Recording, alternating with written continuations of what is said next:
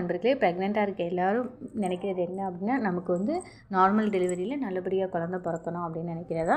பிரசவத்துக்கு உங்களுக்கு என்ன 3 மாதம், 2 மாதம், 1 மாதம், ஏன் 10 வாரம், 10 நாள், 1 வாரம் தான் இருக்கா? அப்படி இருந்தால் கூட இப்போ நான் சொல்கிற எல்லாத்தையும் ஃபாலோ பண்ணிங்க அப்படின்னா உங்களுக்கு வந்து நார்மல் டெலிவரி ஆகிறதுக்கு சான்சஸ் வந்து ரொம்ப அதிகம்.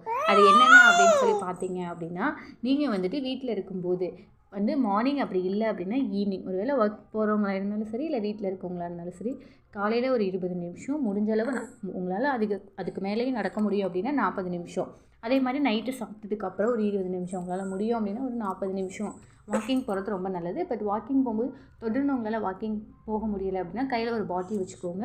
இடையில கொஞ்சம் தண்ணி குடிச்சுக்கோங்க. அப்போ தான் நீங்கள் ரொம்ப டயர்டாகாமல் இருப்பீங்க. அதுக்கடுத்து என்ன அப்படின்னா, மார்னிங்காக இருக்கட்டும் ஈவினிங்காக இருக்கட்டும், வாக்கிங் போயிட்டு வந்த உடனேயே வந்துட்டு சுடுதண்ணியில் குளியல் எடுத்துக்கோங்க. அப்படி குளிக்கிறதுக்கு முன்னாடி விளக்கெண்ணெய் இருக்கு இல்லையா, கேஸ்டர் ஆயில், அந்த கேஸ்டர் ஆயிலை வந்து உங்கள் இடுப்பு சுற்றி நீங்கள் நல்லா தேய்ச்சி விட்டுட்டு ஒரு 5 மினிட்ஸ்க்கு அப்புறம் குளித்தீங்க அப்படின்னா உங்களோட இடுப்பு தசைகள் இருக்கு இல்லையா, அது எல்லாமே நல்லா விரிவடைஞ்சு தளர்ச்சியாகி உங்களுக்கு நார்மல் டெலிவரிக்கு வந்து ஹெல்ப் பண்ணும்.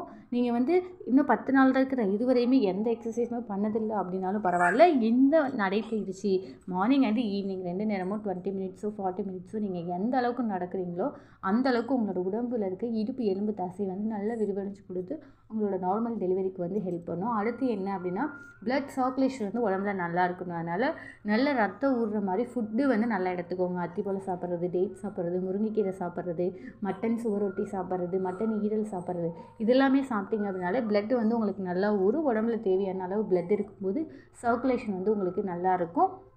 உங்களோட கர்ப்பப்பைக்கு போகிற சர்க்குலேஷனும் வந்து நல்லாயிருக்கும். உங்களோட குழந்தைய வந்து ஆரோக்கியமாக அதுக்கு அடுத்தடுத்த சுழற்சியை நோக்கி முன்னேறதுக்கு வந்து உங்களுக்கு வந்து ரொம்ப ஹெல்ப் பண்ணும். இது இல்லாமல் வேறு என்ன பண்ணணும் அப்படின்னா, உங்களால் எந்த அளவுக்கு முடியுமோ, உங்களால் வாக்கிங் பண்ண முடிஞ்சது அப்படின்னா வாக்கிங் பண்ணுங்க. கண்டிப்பாக வாக்கிங் பண்ணணும்.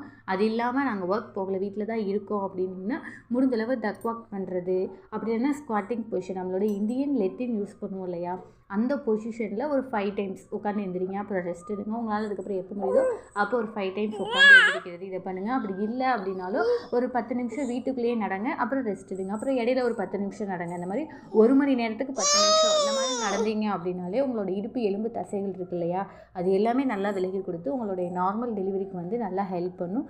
நீங்கள் ஆரோக்கியமான ஃபுட்டை எடுத்துக்கிறது, அப்புறம் எந்த அளவுக்கு நடக்கிறீங்களோ அதை பொறுத்து தான் உங்களுடைய பேபியும் நல்லா ஹெல்த்தியாக இருந்து உங்களுக்கு நார்மல் டெலிவரி ஆகும். இந்த வீடியோ ரிலேட்டடாக ஏதாவது டவுட் இருந்தது அப்படின்னா கீழே கமெண்ட் செக்ஷனில் கமெண்ட் பண்ணுங்கள். நன்றி.